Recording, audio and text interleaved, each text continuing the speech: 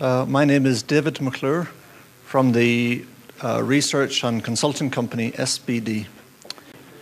And I will try to investigate a little bit deeper the partners and the challenges for launching and developing telematics in China. So a very brief introduction to SBD for people who do not know us so much. We cover 6 product areas around telematics, traffic, navigation, ITS, entertainment, connectivity. And we issue regular reports, market research, technical trend reports, but we also do a lot of one-to-one consulting with vehicle manufacturers and system suppliers and service providers. The scope of our research is kind of on a global scale. We cover the main developed markets, Europe, North America, but increasingly we are investigating more and more the emerging markets. So first of all, BRIC, Brazil, Russia, India, China.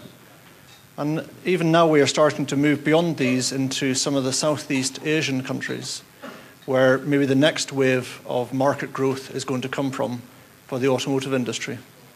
So the subject of my presentation is really to look in detail at how to develop telematics services for the China market. And it's really based on the research that we have been doing for the last 2 or 3 years to try to understand what are the specific characteristics of trying to develop and launch telematics in China, what are the local challenges, and why it is important to have a good network of local partners to support. And I want to break the presentation down into 2 parts. The first I've called heavy telematics. So it means that there's an embedded DCM in the car, and it's for vehicle-related services such as e-call, stolen vehicle tracking, remote diagnostics, very much like the GBIC presentation that we saw previously. The second part of the presentation will focus on light telematics. So it means there is no embedded DCM in the car, but instead maybe we use the customer's mobile phone with a Bluetooth connection, or it could be traffic information that's broadcast by a radio network, or even a simple solution with a USB interface to bring points of interest database updates into the car. So starting with heavy telematics, we've heard in a lot of detail already that Toyota and Lexus were the first vehicle manufacturers to launch this type of OE telematics in China. And we expect by the end of this year that Shanghai GM will also launch a heavy telematics embedded system based on the OnStar service, which they have in the US. And over the next 2 or 3 years, we expect a number of other vehicle manufacturers to also launch this type of telematics. We believe that Hyundai, and in the next 2 to 3 years, probably BMW will be some of the next manufacturers to launch OE heavy telematics systems in China. But before looking at what type of telematics services we need, first of all, I wanted to look at the market drivers. Why do we need telematics in China? What are the specific problems that Chinese consumers are facing? And the first one, which is really a common driver for telematics around the world, is vehicle theft. And as you can see in this chart from our analysis, China suffers from quite a high level of vehicle theft compared to the rest of the world. You can see, luckily for you in Japan, it's not such a big problem. UK, we have the highest theft rate in Europe, but the good thing for UK and many other countries is that the trend is basically down. So the peak for vehicle theft in Europe was during the mid-1990s. And since this time, vehicle theft has been reducing more and more. The situation in China is the opposite. So vehicle theft has been increasing, and there is no sign at the minute that vehicle theft will reduce.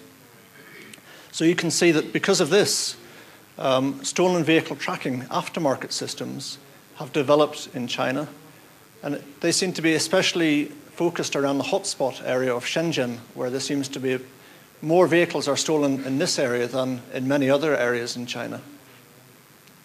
And one of the leading aftermarket service providers is Shenzhen SEG, a local aftermarket stolen vehicle tracking service provider. Another market driver for telematics is safety or road accidents. And you can see also in China there is a particular problem with fatalities. So road deaths in China is very high compared to the other developed nations and developed regions around the world. So we could, if you look at the chart, actually the number of fatalities per 1,000 population is relatively small in China because it's such a large population. But because the ownership of vehicles is increasing so quickly in the coming years, we expect that the number of fatalities, the number will increase, but also the rate per 100,000 population will become even higher because of the number of the vehicles on the road is increasing. And also there will be a lot of new drivers in China. So this is a second quite significant market driver for telematics. Two of the other areas which were mentioned in the previous presentation, we can call them CRM and VRM, Vehicle Relationship Management. And it was touched a little bit, but because China is such a big country, it was mentioned that some of the dealers, they are selling cars that travel more than 600 kilometers away. And if this car has a problem and the customer has to bring it back to the dealership, it's very inconvenient. And they may have to bring it back once for the diagnosis, go home again, and then come back to have the part fixed or replaced. So if telematics can try to reduce this by doing remote diagnostics, maybe even remote software updates or software reset in the future, then this is one of the ways that telematics can help to improve the ownership experience of vehicles in such a vast country like China.